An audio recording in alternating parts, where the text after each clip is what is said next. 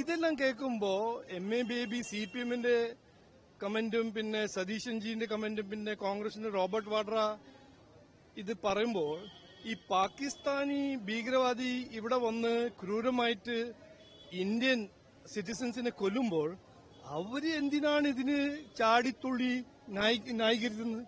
അവരെന്തിനാണ് എനിക്ക് മനസ്സിലാവുന്നില്ല.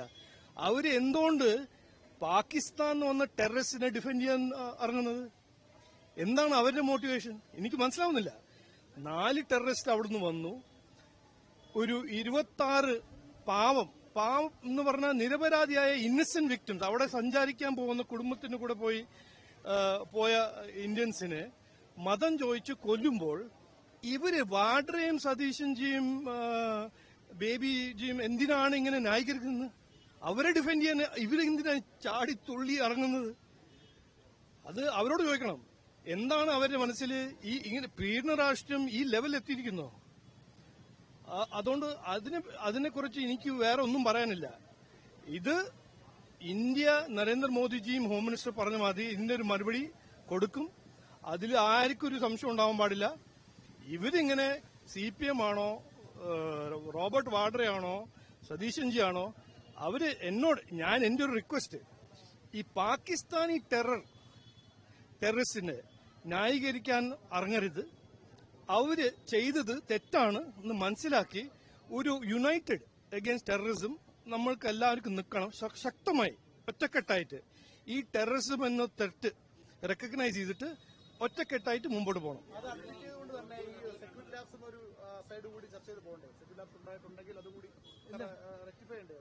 അത് ചെയ്യില്ല, അത് ഗവൺമെന്റ് ചെയ്യില്ല. അങ്ങനെ സംശയമുണ്ടോ? അല്ല, വിമർശനം ചെയ്യുന്ന ആൾക്കാരാണല്ലോ ഇപ്പൊ ന്യായീകരിക്കുന്നത്. എന്തിനാണ് എന്ത്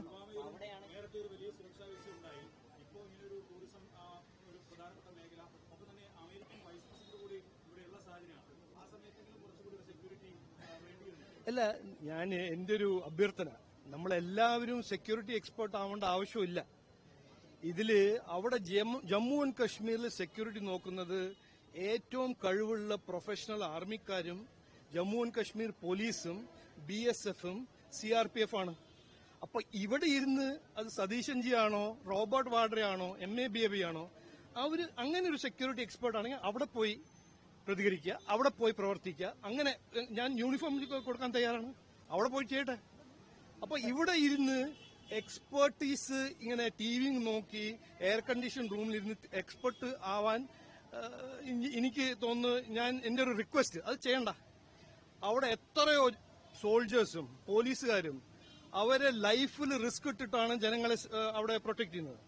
അവർ ഇന്നും ചെയ്യുന്നുണ്ട്, നാളെയും ചെയ്യും, ഇത്ര കൊല്ലം ചെയ്തിട്ടുണ്ട്. അവരെല്ലാം സമ്മാനിക്കുക, അവരെ റെക്കഗ്നൈസ് ചെയ്യുക, അവർക്ക് ഒരു പിന്തുണ കൊടുക്കുക. നമുക്ക് എന്തെങ്കിലും ഇന്ന് ചെയ്യാനുണ്ടെങ്കിൽ, കുറച്ചൊരു റെസ്പോൺസിബിൾ ഒരു പൊളിറ്റീഷ്യൻ ആണെങ്കിൽ ഇന്ന് യുണൈറ്റഡ് അഗെയിൻസ്റ്റ് ടെറർ എന്ന് പറഞ്ഞ് മുമ്പോട്ട് പോവുക. ഈ സമയത്ത് റോബർട്ട് വാഡ്ര 370-ന്റെ എക്സ്പെർട്ട് ആവുക, MA ബേബി കൗണ്ടർ ടെററിസമിന്റെ എക്സ്പെർട്ട് ആവുക, സതീശൻജി ഈ ഭീകരവാദം ഞങ്ങൾ കണ്ടം ചെയ്യുമ്പോ അല്ല അത് മുസ്ലിംസിന്റെ എഗെയിൻസ്റ്റ് ആണെന്ന് പറയാൻ അറിഞ്ഞ ഇതെല്ലാം ചെയ്യേണ്ടെന്നാണ് ഞാൻ അഭ്യർത്ഥിക്കുന്നത്. ഇന്ന് let us be united against terror. പാകിസ്ഥാനിന് ഇന്ത്യ ഒരു മറുപടി കൊടുക്കണം. ഇതിൽ പീഡന രാഷ്ട്രം കൊണ്ടുവരാൻ പാടില്ല. CPM-ഉം കോൺഗ്രസും ഇത് മനസ്സിലാക്കില്ലെങ്കിൽ അവർ മനസ്സിലാക്കി ഒരു മെഷേർഡ് ടോണിൽ ഇന്ത്യന്റെ സെക്യൂരിറ്റി സിസ്റ്റമിനെ പിന്തുണ കൊടുക്കുക എന്നാണ് എന്റെ ഒരു അഭ്യർത്ഥന.